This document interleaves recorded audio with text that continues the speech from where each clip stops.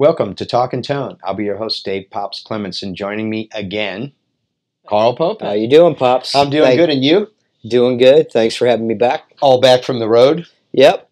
Just got back doing a couple tours and back home. So I hear you've been out with Bryan Adams for a while? I started out, I'm in the middle of Mellencamp, and I was supposed to have a break, and then I went straight out to Bryan Adams for a week, and went back to Mellencamp, and now I'm home again. Awesome. So, well, we're glad to have you back, and you know it's been a while since we've seen you. So you've been out on tour with Mellencamp, and you have an amp out with those guys, don't you? Something that you built? yes, from Mike Wanchek.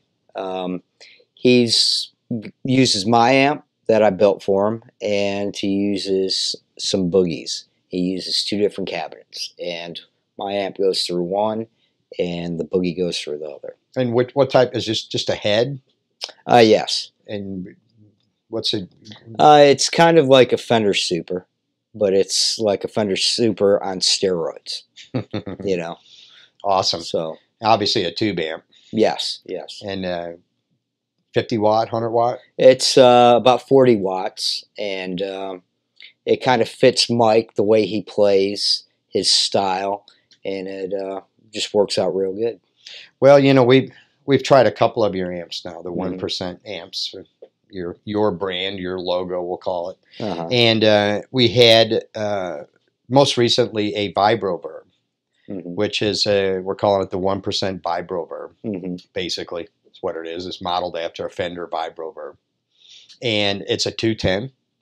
Yep. And it's got this one's special because it has one of my favorite speakers, a greenback, and up until now I was unaware that they even made a 10-inch greenback.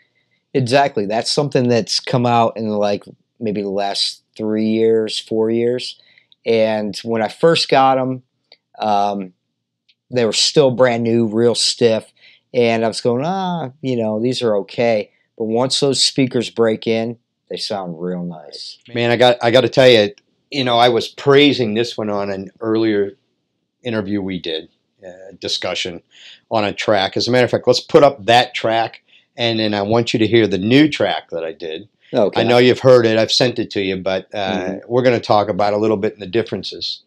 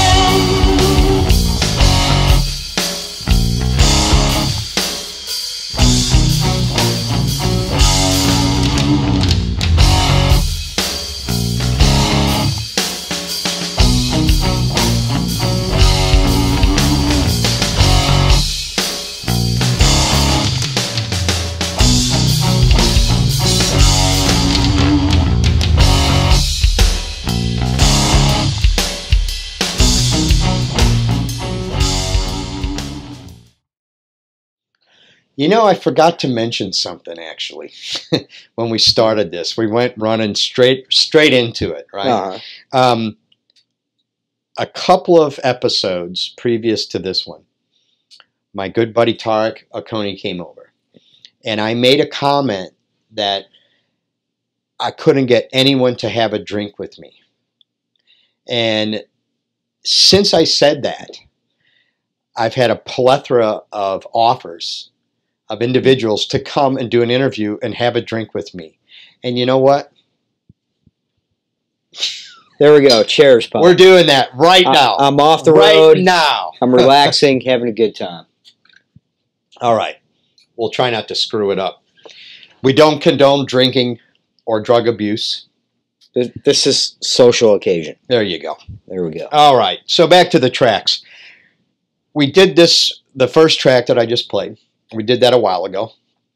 And I went into channel number 1, which is normally my favorite channel to use. I find them, you know, quite fuller. And I guess first we should explain a little bit about the amp, but the channels with this. I can explain about that.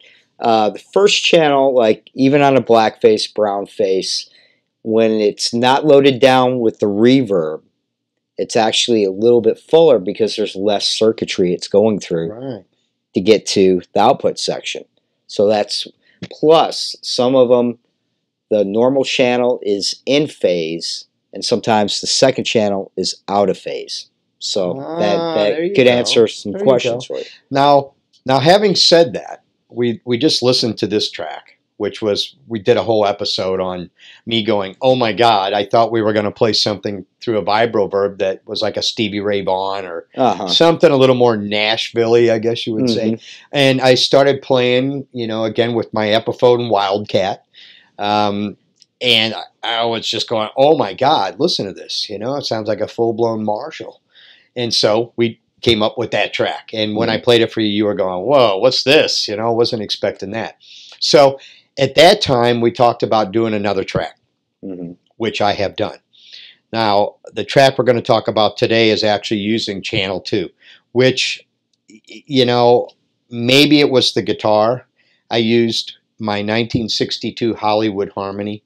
It has a 57 DeArmond monkey bar. It's a pickup that gets affixed onto the outside of the guitar, and a wire runs into the F hole. And I had it wide open, the tone wide open. Now, it tends to be pretty dark, so maybe that's why I went to channel 2. I don't know. Channel 1 seemed a bit dark when I did it, but again, you know, channel 2, and it's a tremolo track, albeit that the tremolo is a bit subtle, but it, you know, what we've been trying to get across in our whole discussion of amps and guitars, and especially all these first volumes are going to be just straight guitar and amp. No pedals, if we can help it, involved. And we want to show how one amp and different guitars, or one guitar and different amps, different tones. You know, you're not just set to one thing. So let's put up the track I just did and have a listen to that.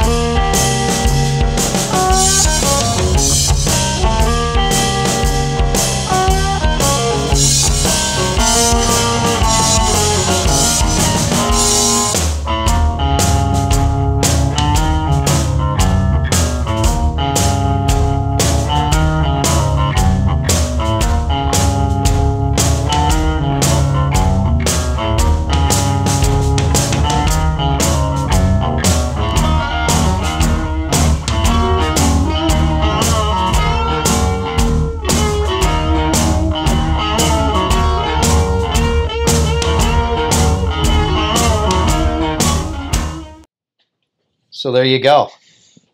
Totally different. Totally different. Exactly. I mean, when I hear that, it's like I wasn't expecting that, but at the same time, I can hear how it can create a song or, It's crazy. Yeah. It's crazy. How, even the greenbacks, I mean, they have a little bit of grit on this track, but it's still, it's still a lot cleaner, really. Yeah. I mean, it was almost like an overdrive pedal on the other, the other tracks, even the leads. Now, I got to tell you, on the second, there's 2 lead sections in this track, and very old school 70s all over the place. It sounds, 2 different guitars just wailing. At the very end, I did use your pedal, your gain pedal. Actually, what it is, it's a buffer, and it does something to the sound. You would know better because you used it, but it's hard to describe exactly what it does, but it makes it sound better. I did use it, and albeit very subtle. Exactly. It had no gain. There was no gain. It's complete unity, Yep. So that's the thing. But what it does to the frequencies, it kind of rolls the top end a little bit, rolls the bottom end, and it gives a lot of note separation. It added a lot of clarity. Exactly. It was real clear, and it seemed to just bring it up just a little boost, but not a gain, like a gain device. Exactly. And those are the little tricks that, like, guitar techs like you do and I do in a guitar rig that just step it up a little bit more, So as I do on all these on these episodes with you, I talk about the tracks, and then I talk about how I achieved the tones. With this particular track, again, we used the Hollywood Harmony. Volume controls were wide open on it. Tone and volume. It only has 1 volume and 1 tone. Yep. So they were wide open. I was in channel 2, and better look at my notes here. Channel 2, the volume was on 7, the treble was on 9, the bass was on 8, speed was on 4, and the intensity of the vibrato was on 10.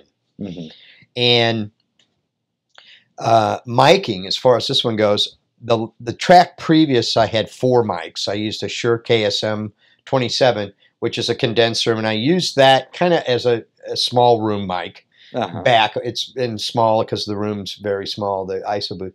So I used that back a bit, and then I used an RE20, an SM7, and a 57. And I used them all on the same speaker. This time on this track, I eliminated the RE20, so I used a KSM 27 in the same position, far back. I used an SM57 on one speaker and an SM7 on another.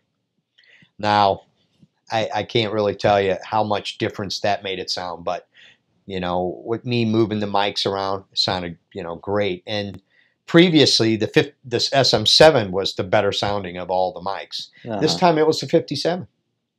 Yeah, I mean, all that changes. I mean, just a little bit of movement on one mic changes everything. So, yeah, just finding the right balance, And really, again, we've been talking about all these sessions about how, instead of going, go out there and listen, play your guitar through the amp, get a great sound out there, and then come in the control room and see if you can reproduce that. If you need to add a little EQ in here, so be it. Speaking of EQ, I used, again, as the input strips of my Midas Venice series. I have a Midas 16 channels, like a sidecar. It's an F series. It's an F16. And I have some EQ on the input strips. And those input strips are being used all analog. So all I'm doing is coming microphones right into the console and then via FireWire into Pro Tools. No EQ, Pro Tools. Now on this track, I did use some compression on the channels. So that's about it as far as Pro Tools goes. Yeah, I mean, pretty simple setup and sounds great.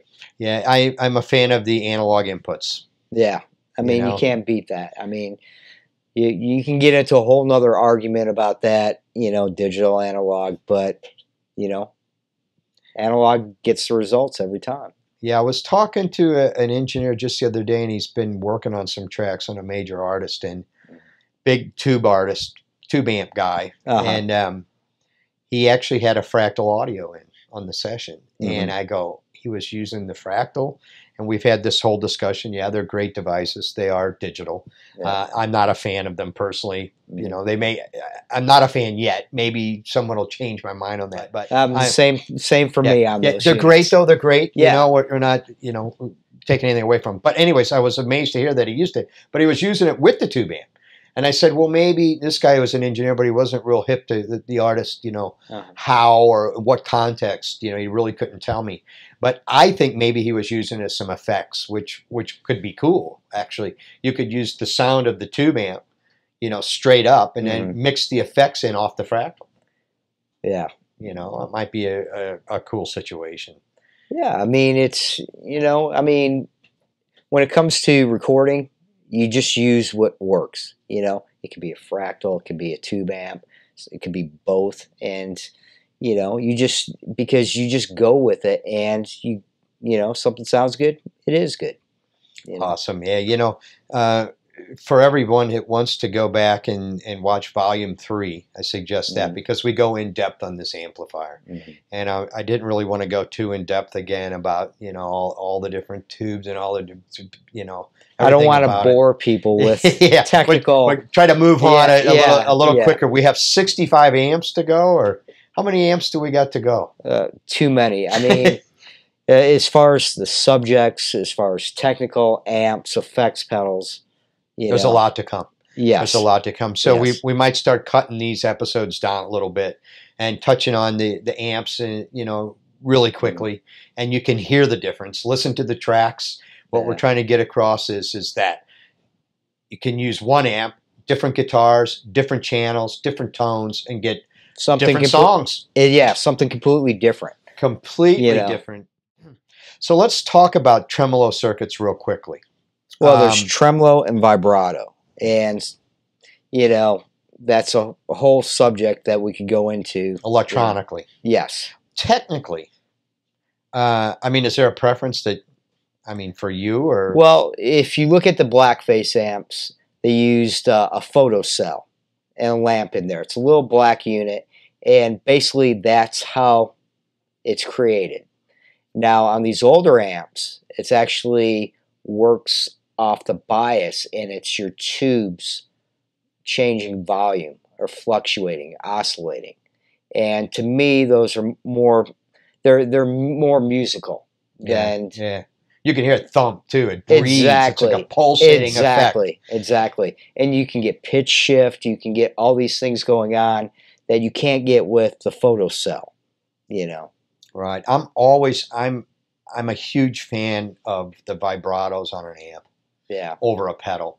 I mean, there's some great pedals. Demeter made one, the Tremulator, for a while. Yeah. You know, all the Line 6, the old Line 6, the pedals. You know, I think it was the green pedal, the modulator pedal.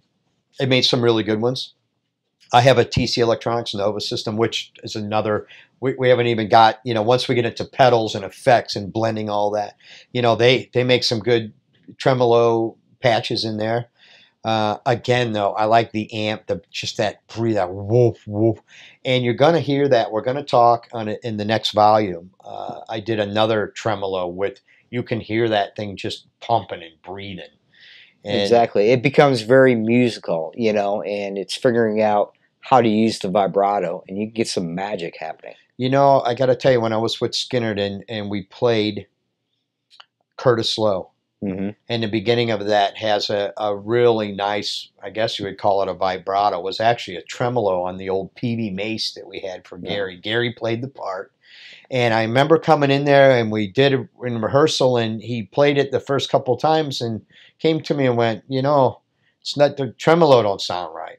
So what I had to do was open up the amp and actually make an adjustment inside, which I think it was a speed adjustment, actually, because it had a tremolo speed on the outside, but somehow we just couldn't get it right. So I had to actually open the amp and readjust. Probably a little bias control in there. Yeah, it was all solid state, though. Yeah. That's the thing. There was no tubes in this. It's a PV Mace, so it was a solid state front end tube output. But I got it, you know, and we got it right, and away we went. But, you know, again, there is different tremolo and vibrato circuits in the amps. You know, this next track we're going to talk about is I did with a Rickenbacker TR7, which is a solid state amp. But I got to tell you, the tremolo on it's killing. It just kills. Like I said, if it sounds good, it is good. That's right. That's right. Okay, so again, you know, thanks for coming by, and again, Thanks, Pops. you know, thank you so much for, you know, spending your time with us and all your knowledge, and we've got many, many, many, many, many, many, many more of these to go. Yep, we do. All right, thanks again, man. Thanks.